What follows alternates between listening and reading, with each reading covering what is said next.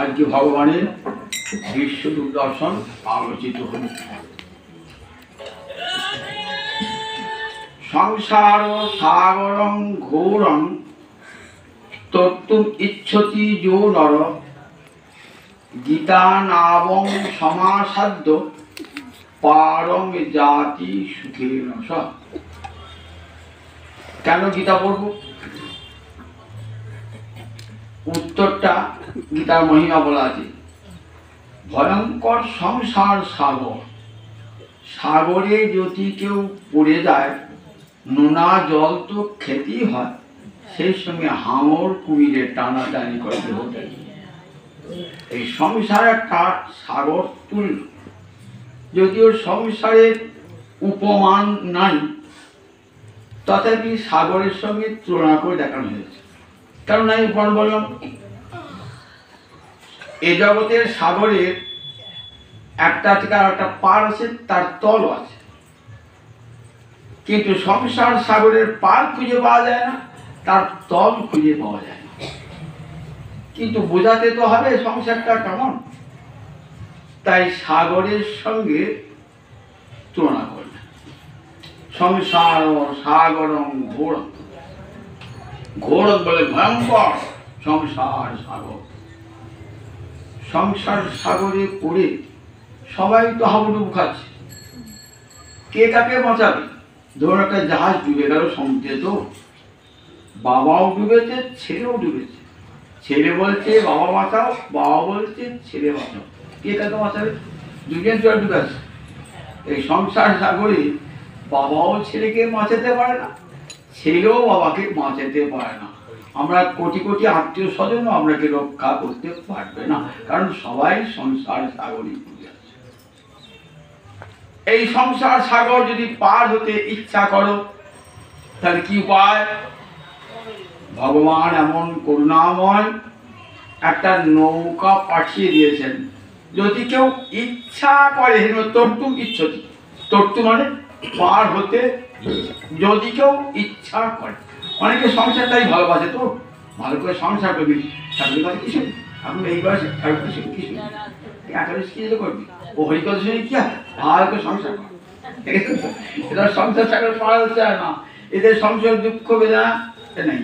সেই উটের কাঁটা খাওয়ার মতো, উট মরুভূমি দেবে কাঁটা খায়, তো মুখ দিয়ে রক্ত বার হচ্ছে, আর যেও না কাঁটা খেতে, ও আবার সে কাঁটা দিয়েই যাবে, কাঁটাতেই যাবে। এত দুঃখ কষ্ট মানুষের সংসার করার এত সাথ। শাশুড়ি বউর সঙ্গে ঝগড়া করেছে, এবার ট্রেনে মাথায় দিতে যাবে, তো ট্রেনে মাথায় যাবে, অন্ধকার হয়ে গেছে, একটা দুই লাইন আছে, সেখানে বোন পথে হাত দিতে যাচ্ছে। তা বলছে যে কোথায় আছো? তা বলছে মরতে যাচ্ছি, রেলে মারতে যাচ্ছি। তা হাত টানছি কেন? সাপে খালি খালি তো হইলো, সাপের তো ওইখানে খেলে রেখে আসবার ট্রেন করে যেতে হবে না। দেখুন, মরতেও বাঁচার চেষ্টা, সংসার এমনই। এত আমার সেই উটের কাঁটা খাওয়ার মতো অবস্থা সংসার থেকে। এই সংসার সাগর সবাই পার হতে যায় না, গুরুকৃপা লাভ না হলে কখনো সংসার সাগর পারের বাসনা জাগ্রত হয় না। সংসার সুখটাকেই তারা আসল সুখ বলি মনে করে, সত্যিকার সুখে তার পায় না। তো একটা গল্প বলি, একটা বড় লোকের ছেলে আর একটা গরিবের ছেলে, দুইটা খুব মিতালি, খুব বন্ধুত্ব। তা গরিব লোকের ছেলেটা দুয়ারো বাচ্চা হতো, আর বড় ছেলে খেয়ে দিয়ে বেশ হৃষ্টপুষ্ট। দুজনের মাঝে মধ্যে কি করে স্কুলে গিয়ে কুস্তি করে। গরিবের ছেলেটা খেতে ভালো পায় না, তো হেরে যায়। দিব তোর গায়ে বল নেই, দেখছি আমি দুধ খাই, গায়ে রঙ বল দিচ্ছি। তো গরিবের ছেলেটা হচ্ছে দুধ খাবে, ভাত খেতে পারে, দুধ হবে কোথায়? আর কি মা বলছে, মা বন্ধুর সঙ্গে রোজ আমি কুস্তিগিরি করি আর হেরে যায়। তা বলছে দুধ খেয়ে বেশ বড়শালী হৃষ্টপুষ্ট চেহারা, শক্তি হয়েছে, আমাকে দুধ খাওয়াতে পারো না মা? তা মায়ের তখন দুঃখ, কি করে ছেলেকে সব মাই চায় ছেলেকে ভালো মন্দ খাওয়াতে, তো পারছে না। মা নিজের বসে কাঁদছে, মনে মনে ভাবছে, ছেলেকে দুধ খেতে চেয়েছে, আমার এমন দুর্ভাগ্য, ছেলেকে দুধ আমি খাওয়াতে পারলাম না, এমন দুর্ভাগ্যের জীবন আমার। ভিক্ষা করে আতপ চাল পেয়েছে দুটি, সে আতপ চালটা বেটে বেশ যে ইয়েটা হয়েছে সাদা দুধের মতো সাদা হয়েছে, জল মিশিয়ে দিয়ে সে এক দুধ খা। এতে দুধ না, হ্যাঁ সাদা হয়তো এই দুধ খা, দুধ খা, তাতে গায়ে বল হবে নাকি? গায়ে তো বল হবে না, তো হেঁটে হেঁটে যায় দুধ খেয়ে। একদিন বন্ধুটা বলছে চল আমার বাড়ি যাবি, বাড়িতে নিয়ে গেল, দিয়ে বন্ধুকে দিয়েছে এক বাটি দুধ, বন্ধুকেও দিয়েছে এক বাটি, বলবে ছেলে এক বাটি দুধ খেয়েছে।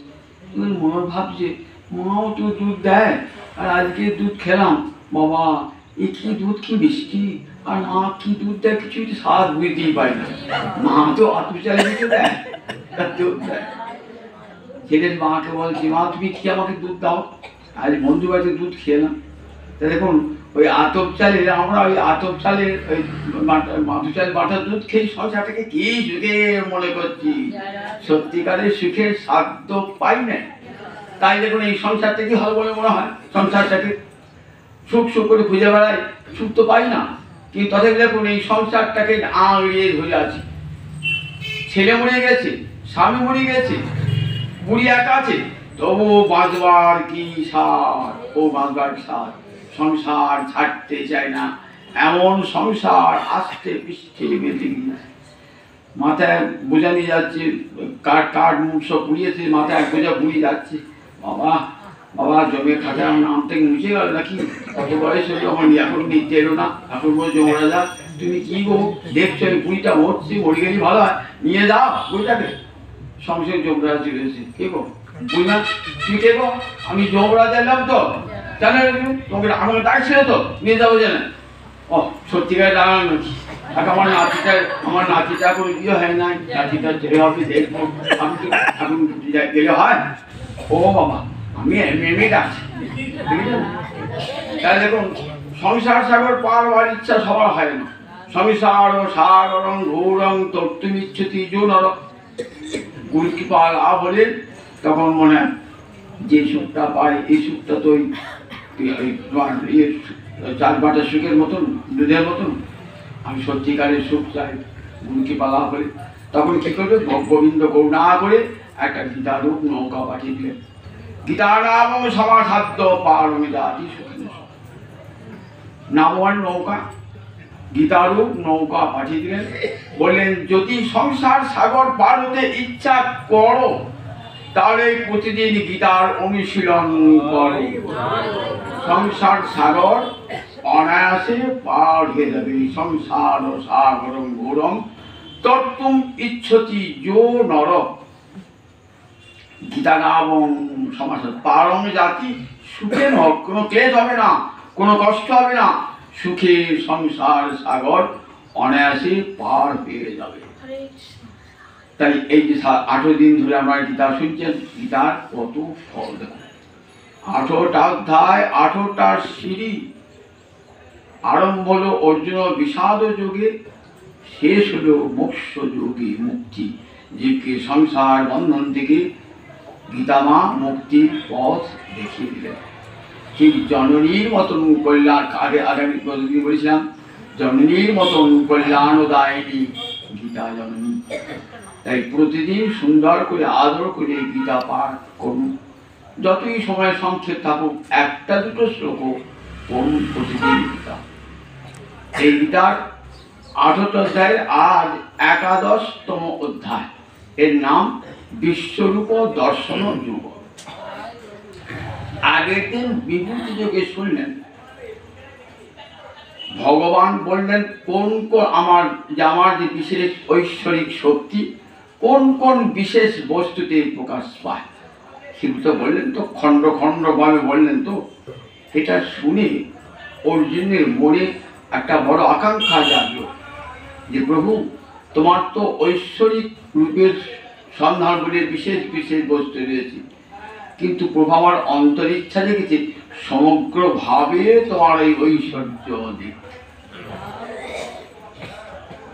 দ্রষ্টুমিচ্ছামি তে রূপম ঐশ্বরম, হে পরমেশ্বর গোবিন্দ তোমার ওই রূপ দ্রষ্টুমিচ্ছামি, দেখতে ইচ্ছা করে, অন্তরে বাসনা, জানি না আমি যোগ্য কিনা, কিন্তু দেখতে ইচ্ছা করে। দ্রষ্টুমিচ্ছামি তে রূপম, তোমার ওই রূপ দেখতে ইচ্ছা করে। তা দেখো তুমি যা বলেছো সবই ঠিকই। আমার মোহময় আমি বিগত মোহ ভবাপই ভূতানাং সুতৌ বিস্তর সুময়া সুতৌ বিস্তর সময়া। ভব এবং অপয়, ভব মানে জন্ম, আর অপয় মানে বিনাশ। এই সংসারের সৃষ্টি, এই সংসারের লয়ের কথা তুমি যা বলে বিস্তার করে বলেছ, তাতে আমার মোহ দূর হয়ে গেছে। আমি জানতে পেরেছি। এখনো কিন্তু মোহ দূর হয়েছে বলছেন, কিন্তু অর্জুনের মোহ সম্পূর্ণরূপে দূর হয় নাই। তাহলে বলছি মোহ অনেকটা আমার মনের আধার কেটে গেছে। মোহ বিগত মোহ। আমি এখন ইচ্ছা করি তোমার ঐশ্বরিক রূপ দর্শন করতে। মন্যসে যদি তচ্ছত্তম, যদি তুমি মনে করো আমি যোগ্য, তাই দেখো প্রভু তুমি তো আমার অনেক কৃপা করেছো। মদের উগ্রহায় পরমং গুজ্জম অধ্যাত্ম সঙ্গীতম। আমার প্রতি কৃপা করে তুমি বলেছো, বলতে বাধ্য না, কিন্তু আমার প্রতি কৃপা করে মদ অনুগ্রহায় আমার প্রতি কৃপা করে তুমি অনেক কথাই বলেছো। প্রভু এবার আমার একটা নিবেদন, তুমি দেখাও আমাকে তোমার মন্যসে যদি তচ্ছক, যদি আমি যোগ্যই দেখাও। যোগ্য না হলে দেখাও প্রভু, কেন? আমাকে যোগ্য করে নিয়ে দেখাও, যোগ্য করে নিয়ে দেখাও। তুমি কৃপা করলে অযোগ্য যোগ্য হয়ে যায়। শাস্ত্রে বলেছে মুখং করতি বাচালং পঙ্গং লঙ্ঘয়তে গিরিং যৎকৃপা তমঙ্গ বন্দে পরমানন্দ মাধব। তোমার কৃপায় বোবা বাচাল হয়ে যায়, খোড়া ব্যক্তি পঙ্গু ব্যক্তি পর্বত লঙ্ঘন করে। সুতরাং আমাকে যদি অযোগ্য মনে হয়, তুমি কৃপা করে আমাকে যোগ্য করে নিয়ে দেখাও। গোবিন্দ আমার ভক্তবৎসল অর্জুনকে দেখাবি বলে, বলা মাত্রই, দেখেছেন তো, বলা মাত্রই সঙ্গে সঙ্গে অর্জুন দেখবে পশ্চিমে পার্থর পানি শতসুগত সহস্রাণী। দেখো আমার রূপ দেখবে, দেখো বিষ্ণু দেখাচ্ছেন ভগবানকে, তো অর্জুন তো খেলটা তো দেখাচ্ছে, কিছু দেখতে পাচ্ছেন না, তো কিছুতে দেখতে পাচ্ছেন না। পশ্চিমে পার্থ, এই দেখো অর্জুন, এটা তো আমার রূপ দেখো। ভগবান বুঝতে পেরেছে, দেখতে পাচ্ছ না, পাবে কি করে? দেখো তো এই যে চোখটা, মায়ের পেট থেকে যে চোখটা পেয়েছো না, ও চোখ দিয়ে তো আমাকে দেখা হবে না, জানো তো। আমি যে যোগ মায়ের দিয়ে ঢাকা, না হম উপকাশ সর্বস্ব যোগ মায়া সমাবৃত। এই যোগ মায়া দরজা কখন খুলে দেবে জানো? যখন গুরু কৃপা হবে। গুরু কৃপা হবে, কামগায়ত্রী কাম দিয়ে যখন গোবিন্দের উপাসনা হবে, কখন হবে? গুরুদেব কৃপা করে যখন এই বীজ মন্ত্র শিষ্যের কানে দেবেন, তখনই কৃপা হবে। তখনই যোগ মায়া কি করবেন? দ্বার খুলে দেবেন, দ্বার খুলে। কৃষ্ণমন্ত্রীর অধিষ্ঠাত্রী দেবতাকে দুর্গা যোগমায়া, শুনে রাখুন ভালো করে। কৃষ্ণমন্ত্রীর অধিষ্ঠাত্রী দেবতা হলেন দুর্গা যোগমায়া। বলেন কৃপা পেয়েছিস? রাধা বল দেখবি কৃপা পেয়েছিস, যে গুরুদেবের কৃপা পাবি তবে দরজা খুলে দেবো, নইলে আমার একটা রূপ আছে মায়া, ওই মায়াদি ঢেকে দেবো, সংসার সুখ ভোগ করগা, সংসার সুখ ভোগ করগা। আর দেখ যদি গুরু কৃপা পেয়ে তবে আমাকে আসবি, আমি দরজা খুলে দেবো, রাধা গোবিন্দ দর্শন। যোগ মায়া কৃপা, তখন মায়া তো দুটো রূপ, একটা যোগ মায়া আর একটা মায়া। যে মায়া সংসারে আমাকে ঢেকে ঢেকে সংসার সুখটাকে বেশি বলে মনে হচ্ছে, আর একটা রূপ যোগ মায়া, তিনি কৃষ্ণ সেবিকা, যে ফুলে দরজা খুলে দেন, খুলে দেন। তাই দেখো গুরুবর্ক লব্ধ উপনিষদ সূচক সীতা, শ্রীমদ ভাগবত বলেছেন গুরুবর্ক মানে গুরুরূপী, গুরুর কৃপারূপ অর্ক, সূর্য, গুরুর কৃপারূপ সূর্য। সেই কৃপা সূর্যের কিরণে গোবিন্দ দর্শন হয়, উপলব্ধ হয় গোবিন্দ। উপনিষদ সূচক সীতা, দিব্য চক্ষু দর্শন হয়। তাই দিব্যঞ্চ শক্তি দাদা আমি তোমার গুরু, আমি তো গুরুমূর্তি ধারণ করে জগতে যাই, আমি তোমাকে দিব্য দৃষ্টি দান করছি, দিব্য চক্ষু দান করছি, দিব্যঞ্চ শক্তি দাদা আমি। এই চক্ষু দিলাম, এই অপ্রাকৃত চক্ষু দিলাম, এই চক্ষু দিয়ে আমাকে দর্শন করো। এইবার দেখছি অর্জুন ভগবানকে, দেখো এবার অর্জুন দেখতে পাচ্ছে। এবার অর্জুন দেখছেন, এক সঞ্জয় বলছেন, সঞ্জয়ও দেখছেন, সঞ্জয়কে ব্যাসদেব কৃপা করেছেন তো, শোনাচ্ছেন ধৃতরাষ্ট্রকে দর্শয়ামাস, দেখালেন পার্থকে, দেখালেন সেই রূপ। সঞ্জয় দেখছেন, সেই রূপ সঞ্জয় তো কিংবা প্রাপ্ত। সঞ্জয়ও গোবিন্দকে পেয়েছিলেন যে যুদ্ধস্থানে থাকলেও অস্ত্রের আঘাত তোমার অঙ্গে লাগবে না, এবং সমস্ত যুদ্ধে পুঙ্খানুপুঙ্খ বিবরণ তুমি বর্ণনা করতে সক্ষম হবে। যুদ্ধক্ষেত্রে তুমি যেখানেই থাকো না কেন, সমস্ত যুদ্ধ তোমার চোখের সামনে ভেসে উঠবে। যেন মহাযোগেশ্বর হরি দর্শয়া মাস পার্থায় দেখালেন ভগবানকে, এই যোগেই সত্য দর্শন করালেন। ধৃতরাষ্ট্র দেখতে পারলেন, সঞ্জয় দেখছে।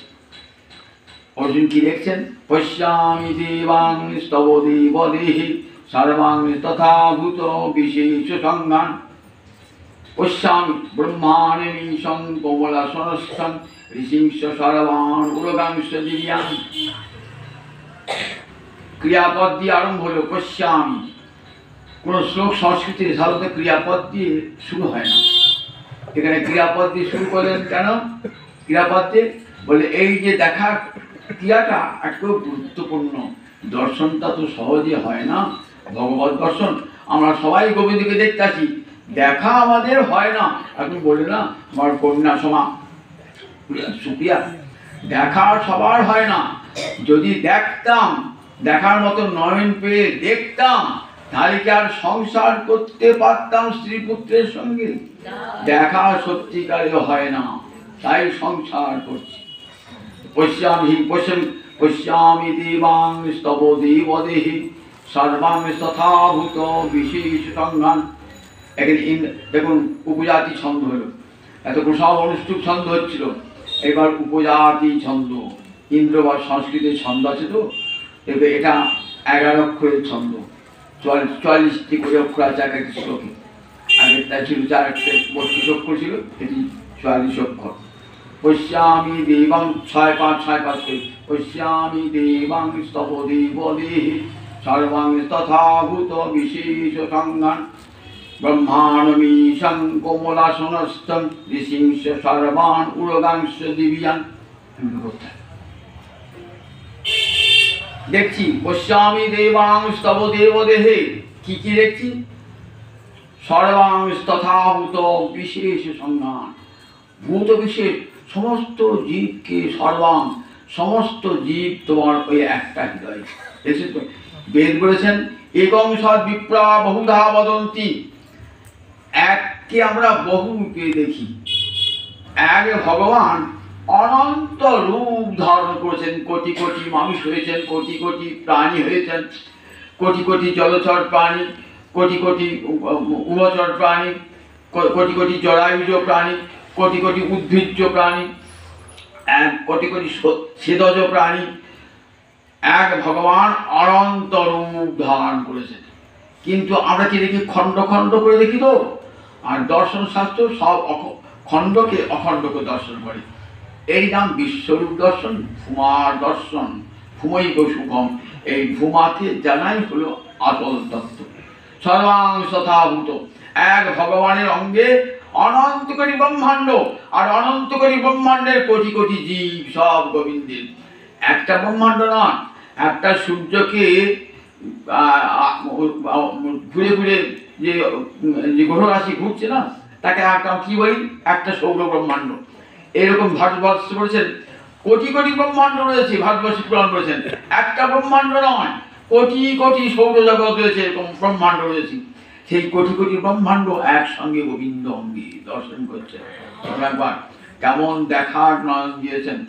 আবার কি দেখছি? ব্রহ্মাণমীশং, ব্রহ্মা বিশাতি সৃষ্টিকর্তা ব্রহ্মা, তোমার নাভি কোমলে যার জন্ম। ঈশং, মহাদেব বসে রয়েছেন। ব্রহ্মার কোমলাসনস্থ ঋষিংশ সর্বান, সব ঋষিরা বসে রয়েছে। উরগাংশ অনন্তনাগ বাসুকী নাগ, সব রয়েছে প্রভু অনন্ত রূপে তোমার। কত বড় তুমি! অনেক বক্ত্র নয়ন, তোমার অনেক মুখ, এক বক্ত্র মুখ, একটা মুখ দেখেছিলাম। ওরে বাবরি, অনেক বক্ত্র, অনেক নয়ন, অনেক নয়ন। কত হাত, কত পা তোমার, বাবরি বাপ! যখন দেখলাম দুটো পা, দুটো হাত, ওরে বাবরি, দুটো চোখ, একটা মুখ। এখন তোমার কত হাত, কত পা, কত মুখ, সব দেখছি। ও ঠাকুর, তোমার চরণটা কোথায়? তোমার মাথাটা কোথায়? নান্তং ন মধ্যং ন পুনস্তবাদিং পশ্যামি বিশ্বেশ্বর বিশ্বরূপ। তোমার অন্ত খুঁজে পাচ্ছি না, তোমার আদিটা খুঁজে পাচ্ছি না, মাঝেরটা কিছুটা দেখছি বটে, কিন্তু সেও কি দেখছি? দেবাপুষি গৌরিদমন্তরংহি ব্যক্তং দৈহিকং বিশ্বস্য সর্বা। স্বর্গ আর পৃথিবীর মাঝখানে যে অন্তরিক্ষ, গোটা অন্তরিক্ষ জুড়ে তুমি রয়েছ, সবটা দেখতে পাচ্ছি না। গোটা গোটা অন্তরিক্ষ তোমার আদির তলা দেখা যাচ্ছে না, অন্তর্তলা দেখা যাচ্ছে না, মাঝের তার কিছুটা দেখছি, সেটা গোটা বিশ্ব ব্রহ্মাণ্ড জোড়া তোমার রূপ। ভাবনি তোমার এত বড় রূপ তুমি। তারপর কি দেখছেন? তারপর দেখছেন 10টা কলানি চদিন খানি। দেখছেন মুখ তো আটটানো সম্ভব, এত মুখ, মুখে আগুন জ্বলছে, বড় বড় দাঁত, বড় বড় দাঁত, 10টা কলানি, 10টা দাঁত, ভয়ঙ্কর দাঁত। আবার কালা নল সন্নিভানি, কালা নল জ্বলছে, কাপড়ায় কালে আগুন যেন মানুষ সব পুড়িয়ে এসে বিশ্ব সৃষ্টি যাচ্ছে। এইবার এতক্ষণ দেখছিলেন ভগবানকে ভগবান দর্শন করে বিস্ময় লেগেছিল। অদ্ভুত রস, গোটা গীতাটা শান্ত রসে, মাঝখানে অদ্ভুত রস, বিস্ময়, স্থায়ী ভাব, বিভাব, অনুভাব, সঞ্চয় ভাব মিলে রসে পরিণত হয়। 12টা রস আছে, 7টা গৌণ রস আর 5টা মুখ্য রস।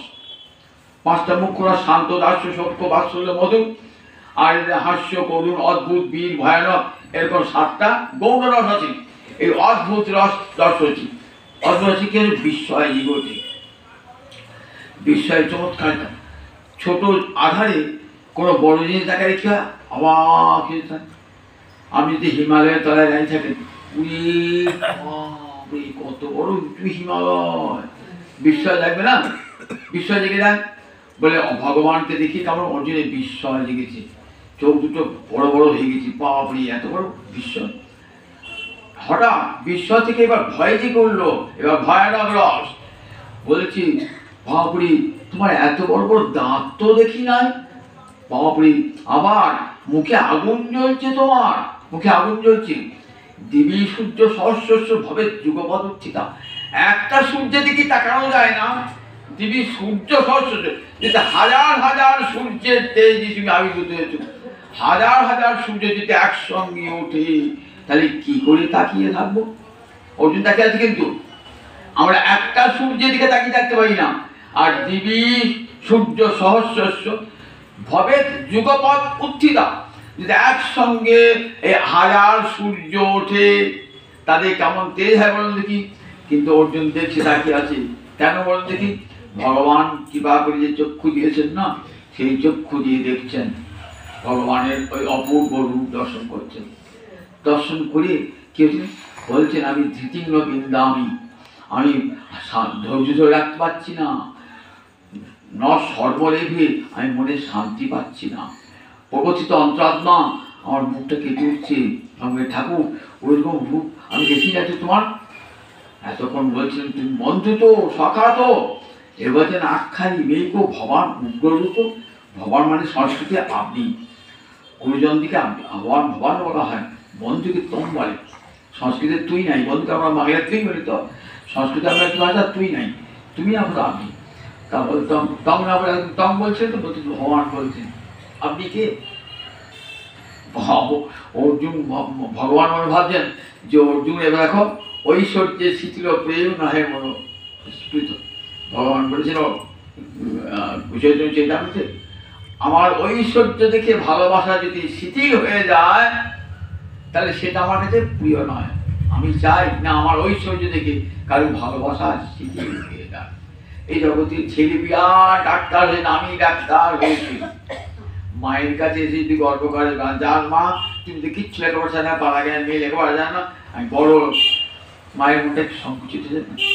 আর তারপরে মা, ছেলের মা বলছি তুই কত বড় হয়েছিস? মা আমি কিছুই জানি না। মায়ের চরণে সেই কোলে বসে মায়ের কাছে, তখন কেমন হয় বলুন দেখি? তখন মায়ের প্রেমটা, ভালোবাসাটা আরো উঠিয়ে উঠে। ছেলে ঐশ্বর্য দর্শনে ভালোবাসা সংকুচিত হয় না, ছেলে মা ভাবে আমার ছেলে সেই ছোট ছেলেতেই আছে। ভগবান বলছেন আমার ঐশ্বর্য দেখে কারো ভালোবাসা যদি সংকুচিত হয়ে যায় সেটা আমার প্রীতির কারণ হয় না, ঐশ্বর্যের শিথিল প্রেম নয়। অর্জুনের ঐশ্বর্য শিথিল হয়েছে, মা যশোদার ঐশ্বর্য শিথিল হয় না। মা যশোদাও গোপালের মুখে অনন্তকারী ব্রহ্মাণ্ড দর্শন করেছিলেন। জানেন তো সেই মৃদ্ভক্ষ লীলা আছে, মাটি খেয়েছে, সবাই বলছে গোপাল মাটি খেয়েছে, মৃদঙ্গ ভক্ষিতবান। না মা, মুখে আজ্ঞাত মুখে মাটি নিব আমি খাই নাই, না হং ভক্ষিতবান অম্ব খাই নাই, আমি খাস নাই। সবাই যে বলছে মিছে কথা, সর্বে মিথ্যা বিশংসী না, ওরে মিছে কথা বলছি। বলাই দাদা মিছে কথা বলবে? বলাই খেয়েছে? হ্যাঁ মা, আমি নিজের চোখে দেখেছি গোপাল খেয়েছি। ও, দাদার কথায় বিশ্বাস, আমার কথায় বিশ্বাস না। এই দেখো এই তুই আমার পশ্চিমের মুখ, মা বেজা মুখ থাকো, ব্যাগে হাঁ কত দেখি, হাঁ করে কি দেখছে অন্তকে ব্রহ্মাণ্ড একটা ব্রহ্মাণ্ড নয়, হায়ের মধ্যে মায়ের হাতের মুঠে গোপাল ধরা, একসঙ্গে ঐশ্বর্য মাধুর্য যুগপদ দর্শন, যুগপদ দর্শন শ্রীমদ্ ভাগবত দেখাচ্ছেন। এত অন্তকে ব্রহ্মাণ্ড দর্শন করে মায়ের মুখে পড়ে নাই, মা কিন্তু আমার গোপাল আমার গোপাল আমার গোপাল কেউ না ভাবছি।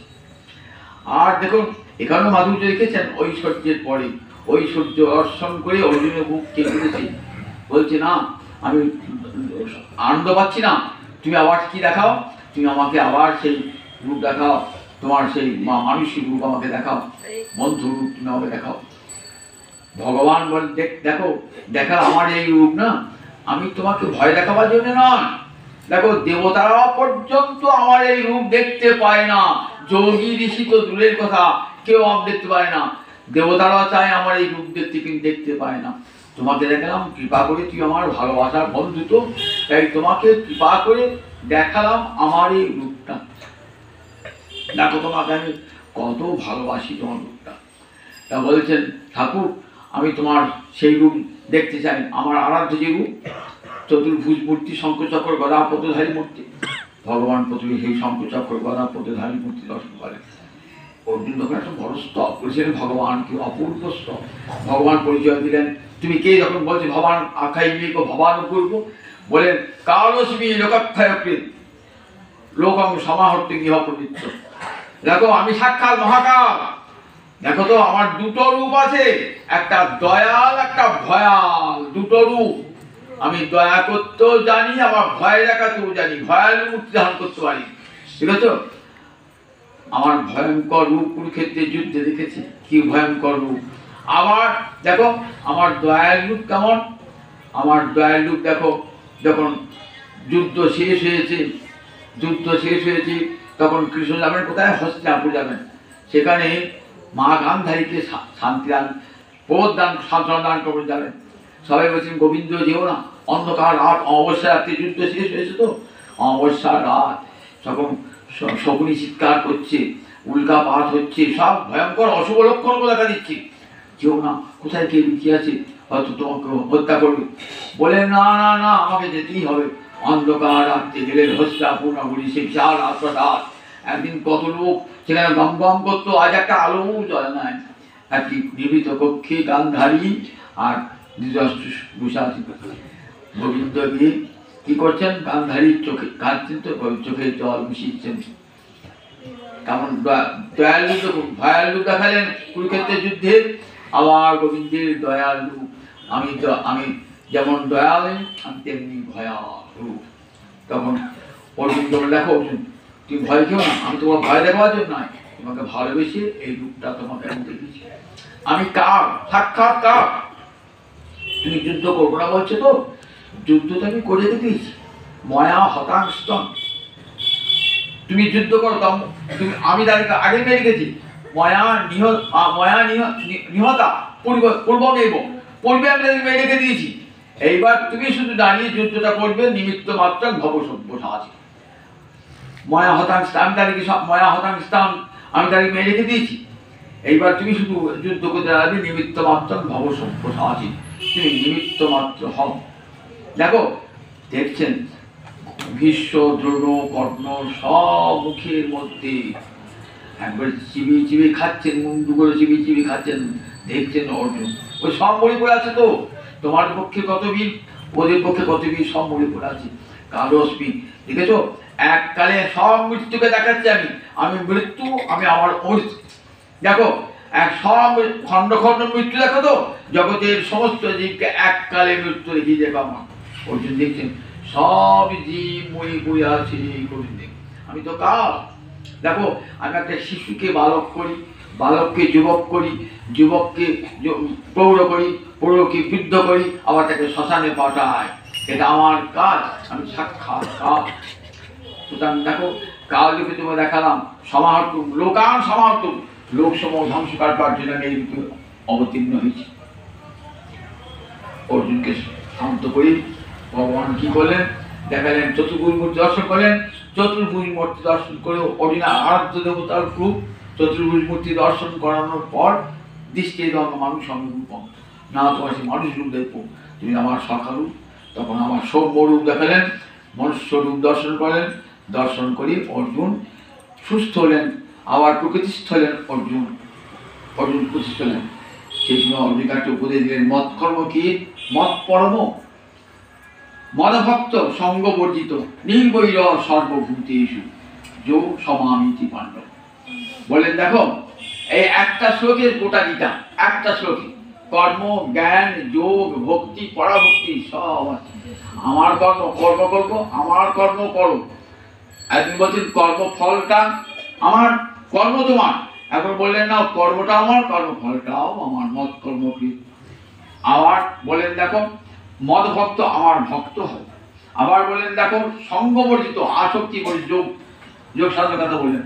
আবার নির্বৈর সর্বভূতেষু, সমস্ত ভূতে নির্বৈর, জ্ঞানী মতন জ্ঞান সাধক নির্বৈর হও। আবার মত পরম, আমাদের পরাভক্তি প্রেম ভক্তি লাভ করে।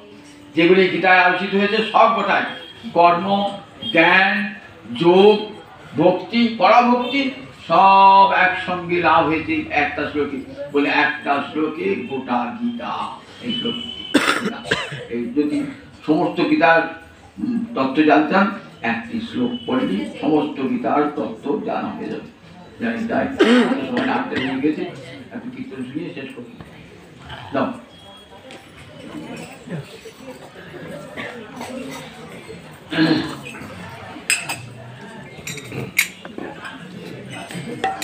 মধু ইয়ারো বলিব তোরে, মধু ইয়ারো আমার অল্প বয়সে প্রীতি করিয়া, অল্প বয়সে প্রীতি করিয়া রহিতে না দিলে ঘরে,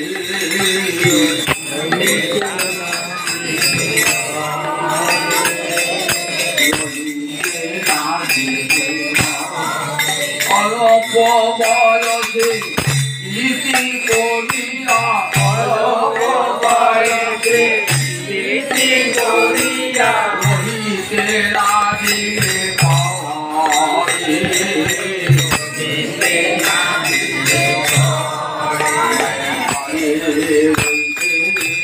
দিলে না দিলে ঘরে, দিলে না দিলে ঘরে বাড়ি করে দিলে ঘরে,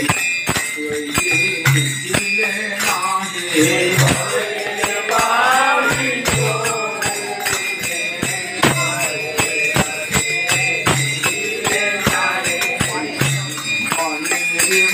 বাড়ি করে ঘরে রইতে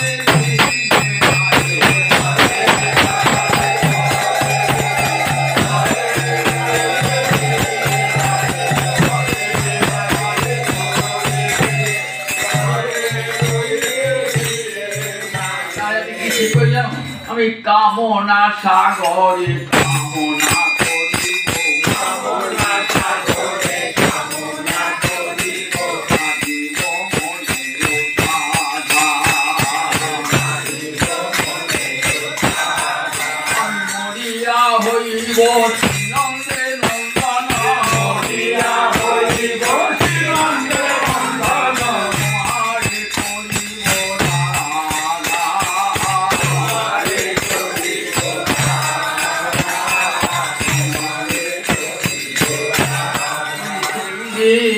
বুঝিলে